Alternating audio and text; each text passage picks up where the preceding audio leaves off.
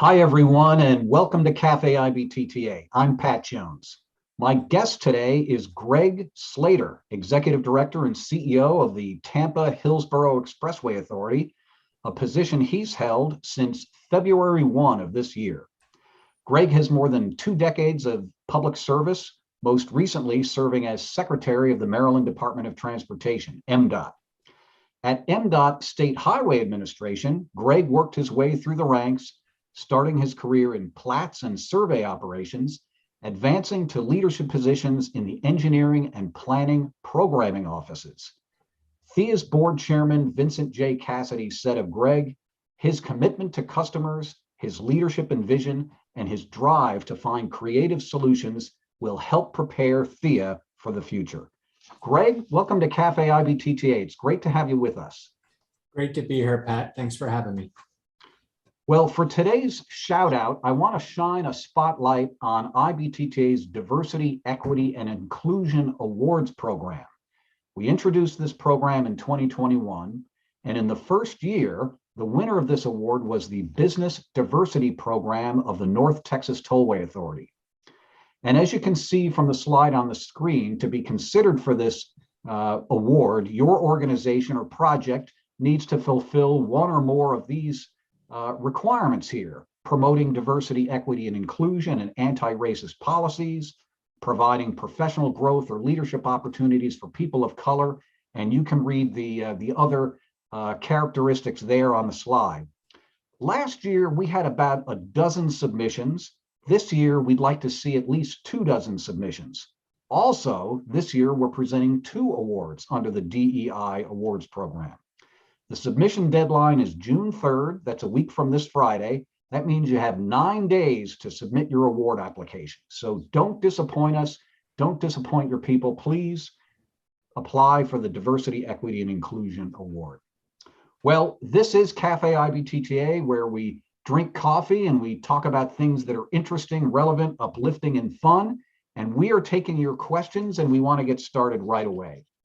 I mentioned at the outset that Greg is a native of Baltimore, Maryland. So in the chat function, please type a word or phrase that expresses your thoughts or feelings about Baltimore. Tell us, what do you think? All right, crab cakes, the Orioles, a sad baseball team. Tunnels, of course. Heidi, never been. We got to get you there. Old Bay. Oh, I was waiting for the Ravens and the barbecue to come up. Yeah.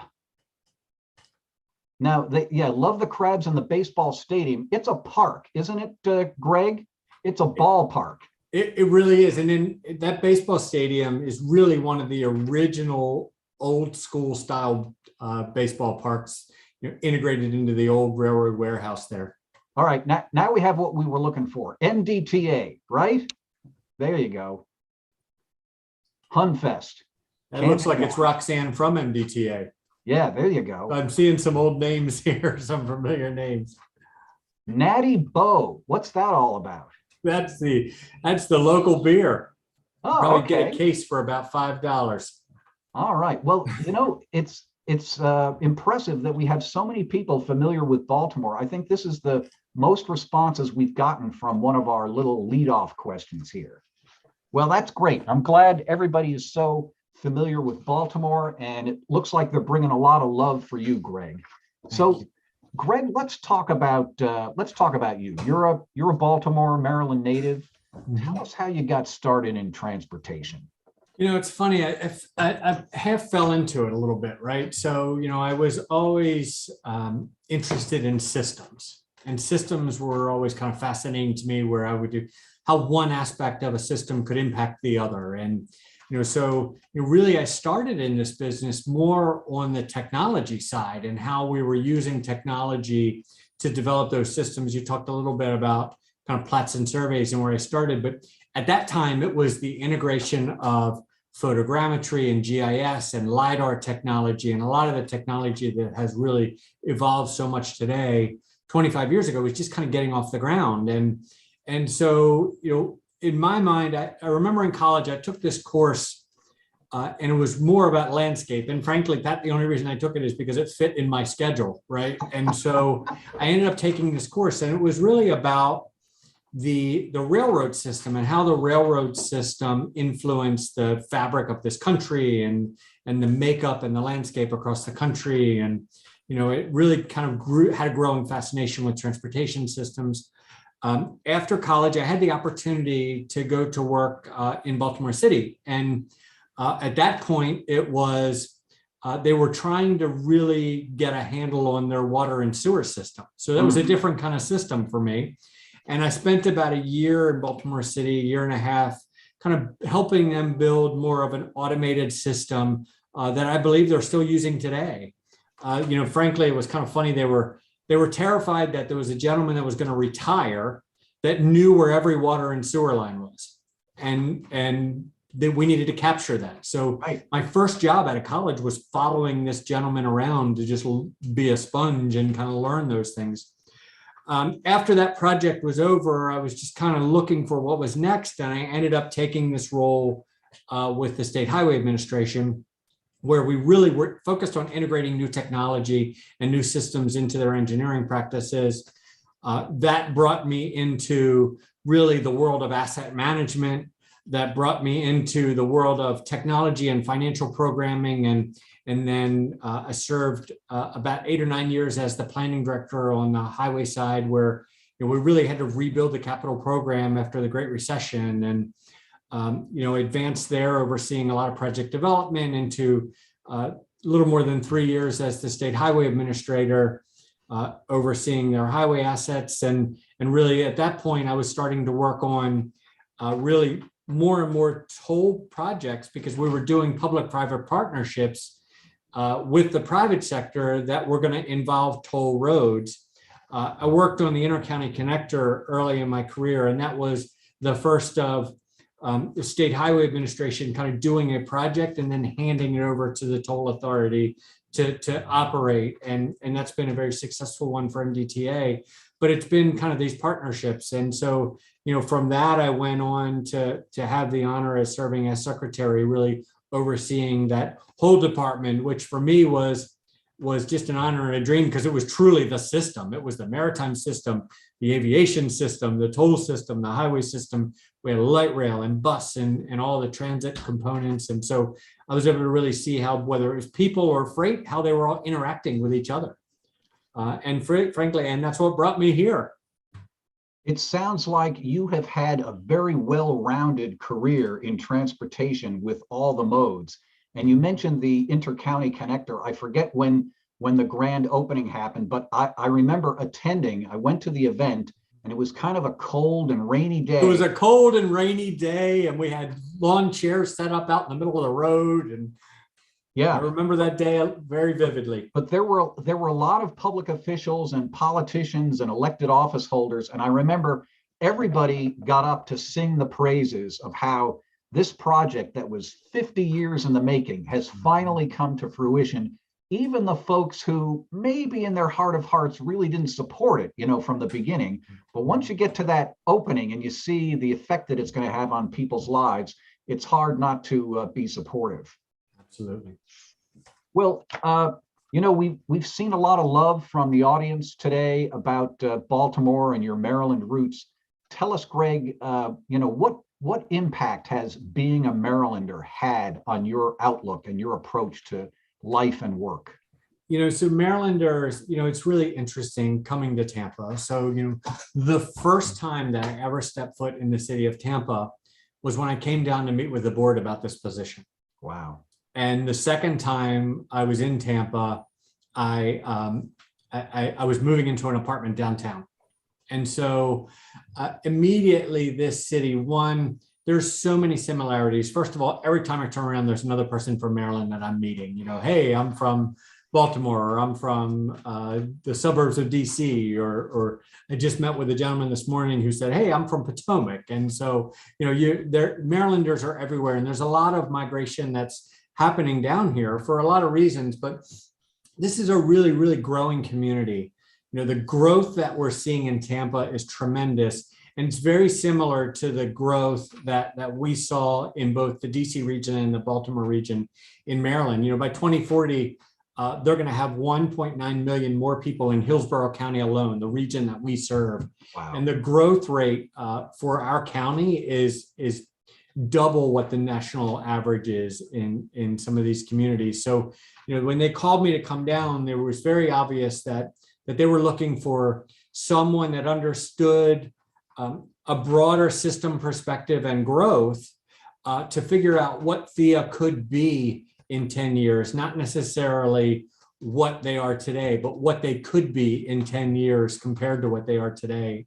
And it was just a tremendous, tremendous opportunity. And, I probably didn't leave when I first visited here a 2-block radius, but such really cool assets down on the water and down by the port. And our office is right here by the cruise terminal and the port and right in the middle of the downtown core that's really developing around us. So Greg, you've gone from being the Secretary of the Maryland Department of Transportation to being the CEO of an urban tolled expressway. Tell us how those two roles compare. Well, the obvious one is scale, right? And so, I knew that the most important thing for me throughout my career was I wanted to be in a place that I felt like I could really make a difference and get things done. And so, for me, one, this region is just beautiful and the people here are wonderful.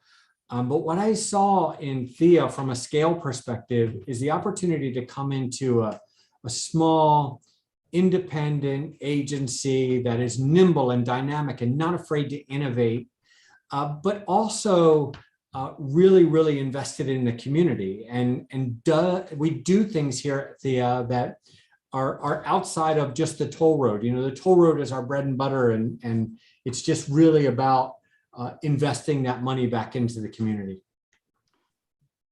Greg, give us a little sense of scale of THEA, the toll expressway and the things that are in your purview there. Absolutely. So we're a 16-mile expressway, single asset, the Leroy Selman Expressway, the great Tampa Bay Buccaneer linebacker. And so he's been a great champion for the community and a big part of what we did. We have about 200,000 daily travelers. We do about 53 million transactions per year. We have about $100 million in toll revenue that's invested 100% back into the Tampa community. So, we've been around for a little while. 2023 will be our 60th anniversary here at THEA. But we also have roadways that are not tolled assets. So we have 2 boulevards. We have Meridian Parkway right out here, or Brandon Parkway on the other side of our expressway, and then Meridian Avenue, which is a boulevard that runs through the downtown Channelside district. We also have underneath of our expressway a 1.7-mile Greenway that is a bike and pedestrian path that includes pocket parks and places for public art and those types of things throughout the city that we really feel connects the community underneath of us. We even have a dog park that has dogs and people in it 24 hours a day. So, when I'm here, if you're ever having a tough day, it's really easy. I can walk out the back door and walk out to the dog park, and the dogs kind of jump up on the fence and they always cheer you up. But the other thing that we are at THEA is we are one of the 3 US DOT designated implementation sites for connected and autonomous vehicle pilots. It was us, Montana, and New York, and we've really done a tremendous job. And our team here is really, really strong and really not afraid to innovate, but really laying the foundation for some of the technology that we're going to see in the future very quickly on our system today. Greg, you mentioned earlier when we were talking just before the show started that you can actually walk to work from your home. Tell us a little bit about that walk and some of the things that you encounter on the way. Yeah, so I'm living in an apartment downtown here in the Channelside district of downtown Tampa. It was an area that 10 years ago was really, really nothing there. I mean, our THEA offices, the port, very industrial, but we've played a big part in redeveloping this corridor and taking on some of the assets. One of the things that we've done in this community is built a greenway.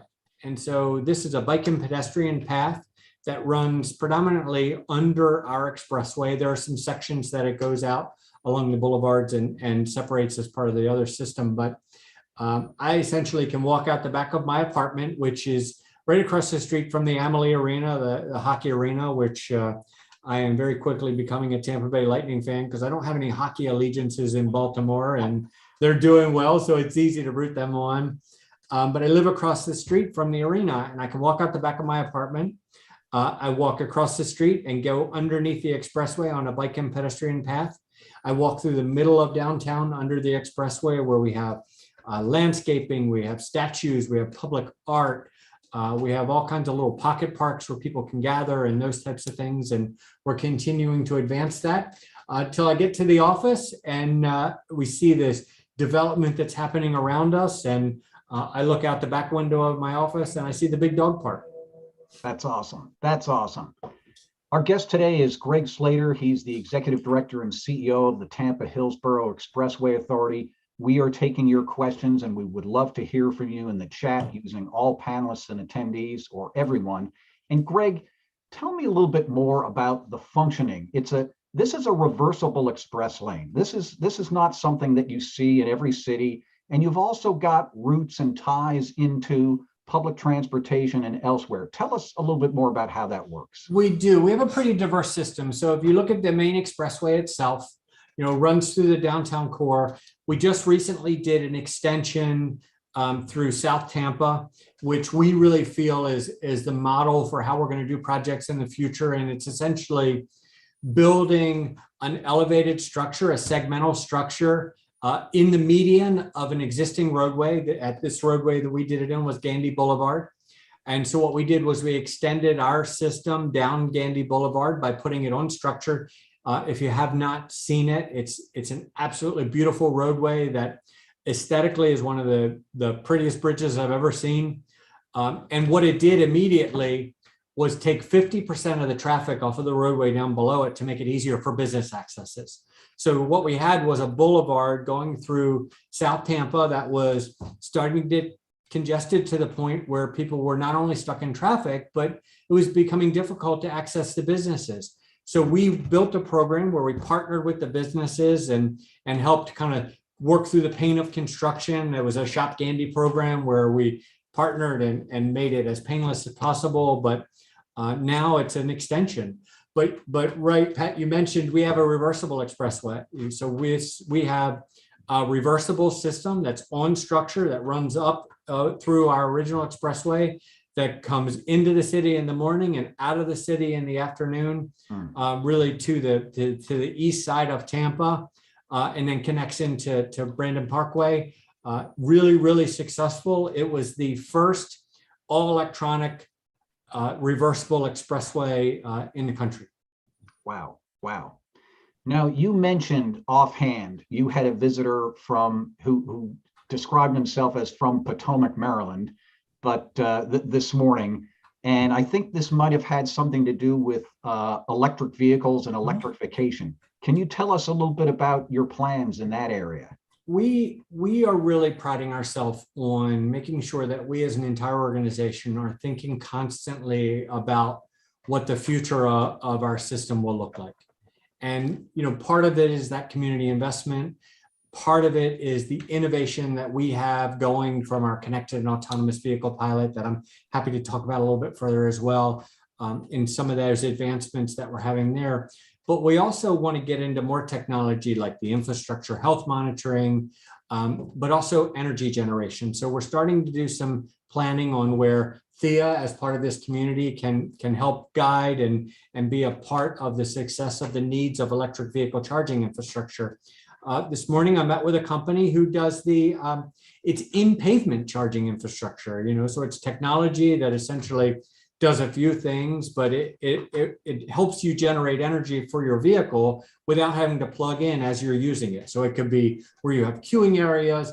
It's harder on a higher speed because you're just not really there kind of long enough to generate some energy, but it does a few things. One is it generates energy through some magnetic technology to help charge your vehicle. But two, what it does is it allows your vehicle to somewhat operate off the energy from the roadway, so you're not drawing down your own battery in your electric vehicle. So It's not widely used here yet. They've got some pilot test sites.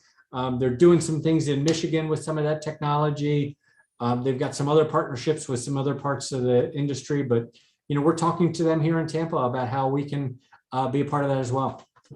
It sounds like toll facilities are an ideal place for this technology to be sort of piloted, because you control the environment. You've got, as you say, these reversible lanes. You can test a lot of different things with the facility that you have.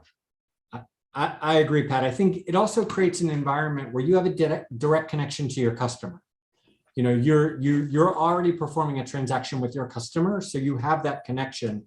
We are this closed system, so we have this system that is already small and dynamic, and we can try some innovative things on here, and so we're just not afraid to do that. When we spoke earlier, you talked about Tampa as being very modernized and technologically advanced, and that the infrastructure developed at the same pace as the city developed.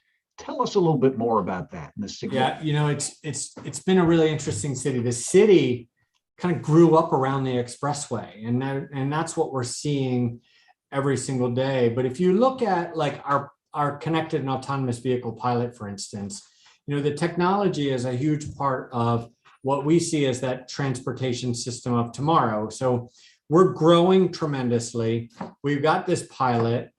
We've got about 200 participants in the pilot today. We're installing manufacturer equipment. So if you have an older vehicle and you want connected and autonomous vehicle technology, you can become part of our pilot and we can install it in your system. We not only get the benefit of the data that's collected, you get the safety benefits. So, we are routinely warning drivers of a potential collision that maybe didn't have that technology out there today. Right. We have a wrong way driver warning system. So the ability for us to warn one of our drivers on our system to say, there's a wrong way driver on our expressway, which is a very real risk in a reversible system and a system like ours. And you're not gonna be able to see it, but we know 5 miles away from us, there's one, and we can tell you before you have to see it. And so those are the types of things that are really, really important for us.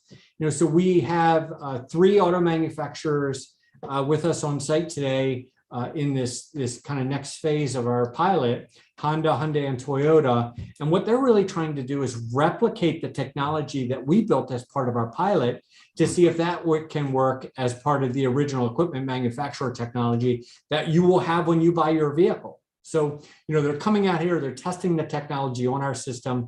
We're actively with them and working through the system. So it's a really unique environment for us. Greg, and we have that ability to kind of interact with our customers at the same time. Greg, Rush Wicks has a question. What factors contributed to the Selman Expressway being selected a test facility for autonomous vehicles? And do these vehicles presently run with regular traffic?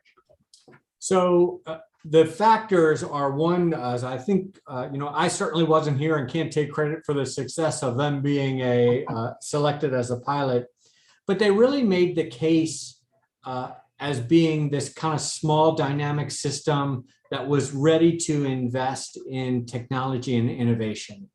And they made a really strong case on the safety side with whether it's wrong way drivers or collision warning systems. And fortunately, US DOT at the time really saw that there was a lot of opportunity, and they saw that a toll facility was a great place to do that.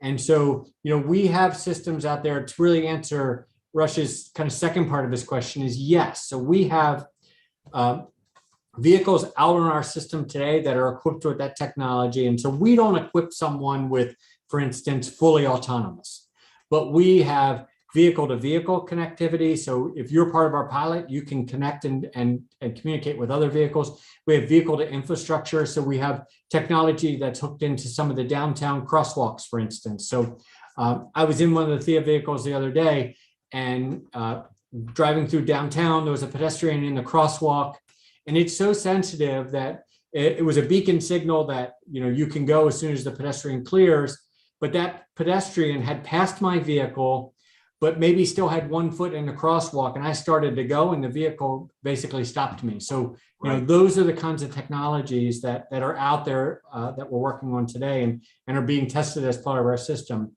You know, so for instance, what Honda did, so right here in Tampa, so when Honda came on board, they made a decision that they wanted to use a local dealer, Brandon Honda, to install the technology. And so what we did was Brandon Honda was the first automobile dealership to install aftermarket connected and autonomous vehicle technology right here in Tampa as part of our pilot.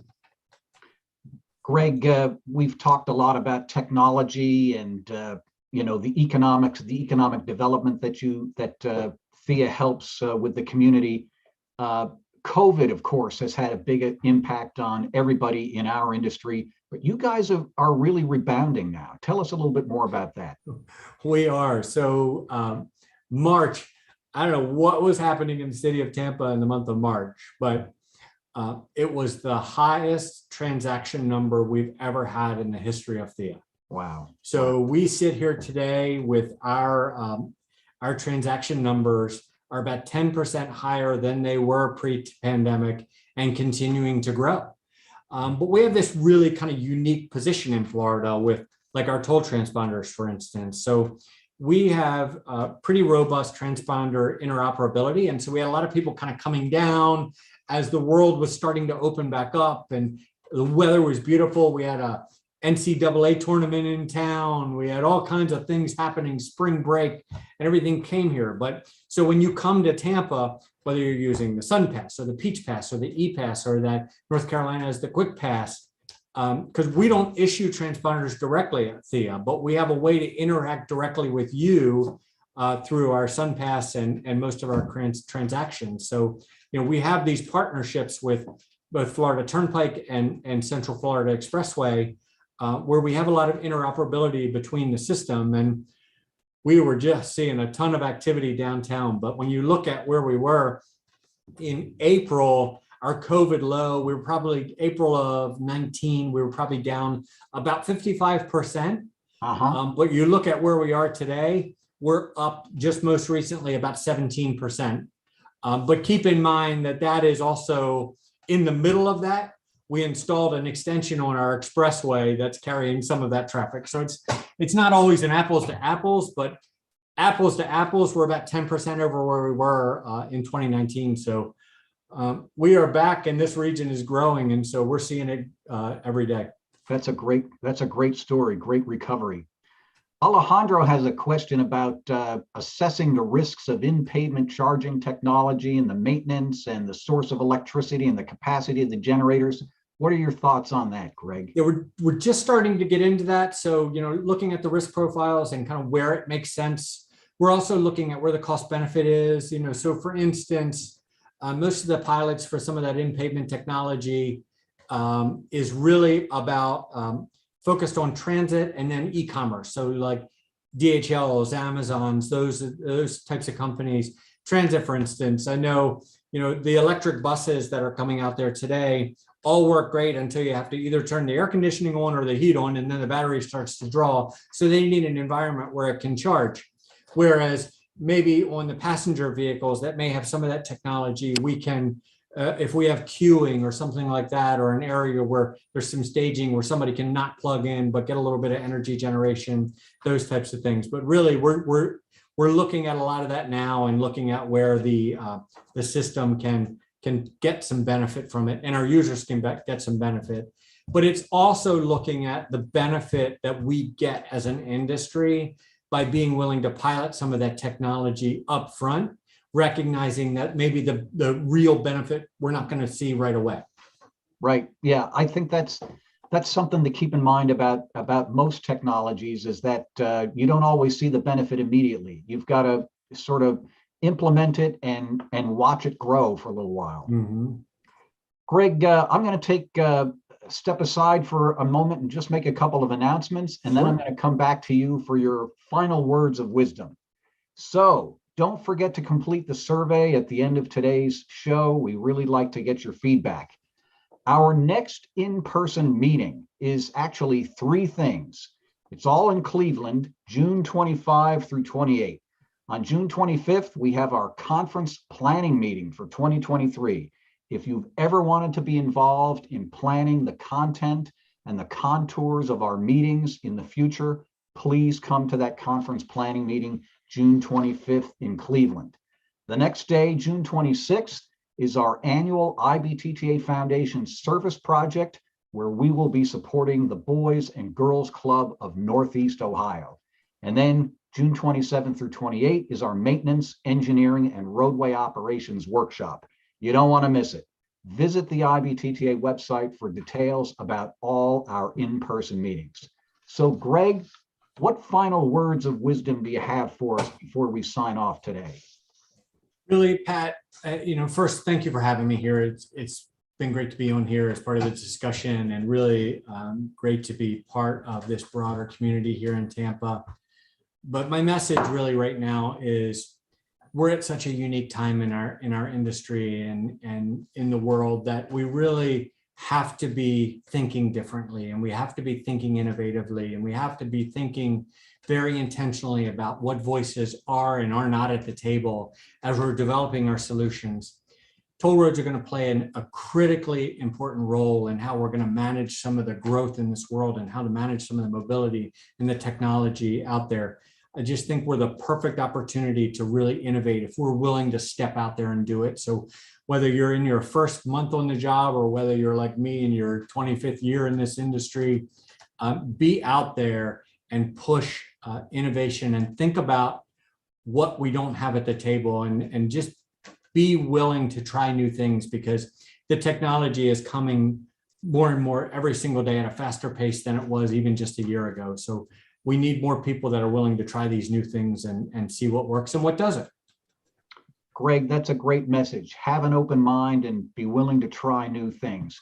Greg, thank you so much for being our guest on Café IBTTA. And to all our viewers, be safe, keep in touch, and we'll see you down